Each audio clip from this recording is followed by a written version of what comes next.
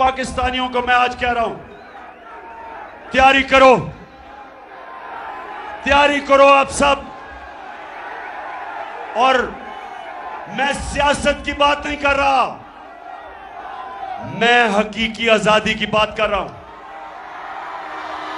मैं जहाद की बात कर रहा हूं, मैं उस पाकिस्तान की बात कर रहा हूं जो मेरे लीडर कायदे आजम ने जद्दोजहद की, और मेरा जो नजरियाती लीडर इल्लामा इकबाल की जो सोच थी, उस पाकिस्तान को अगर हमने, वो पाकिस्तान जिसने एक अजीम कौम बनना था, जिधर दुनिया में हर पासपोर्ट की इज्जत होनी थी, जिसका नारा था कि पाकिस्तान का मतलब क्या,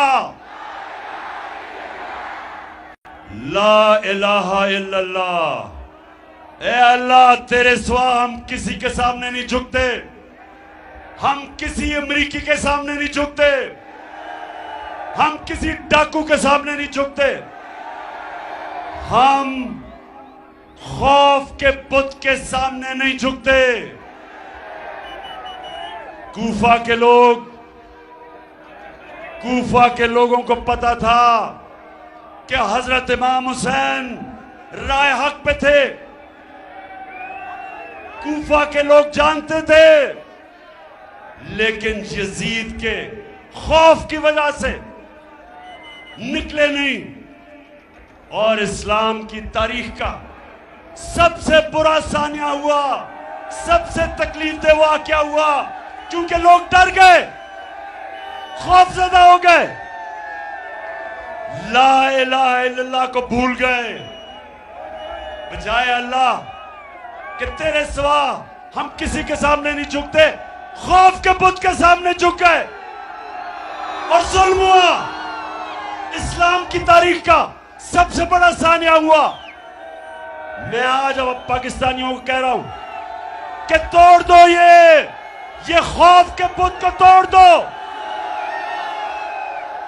ये जो टेलीफोन आता है जी गुमनाम नंबर से धमकियां देने के लिए, वापस धमकियां दो उनको। जो डराता है वापस डराओ उसको। जो मिस्टर एक्स और मिस्टर वाई लोगों को धमकियां देते हैं, वापस धमकियां दो इनको। ये होते कौन है? ये होते कौन है आपको डराने वाले? आप हैं इस मुल्क की कौम, अवाम है मुल्क का। जो मुल्क की क़यादत अवाम का फैसला है। ये खुफिया नंबरों से डराना धमकाना कि जी हम ये कर देंगे वो कर देंगे, जो करना करो हम भी करेंगे।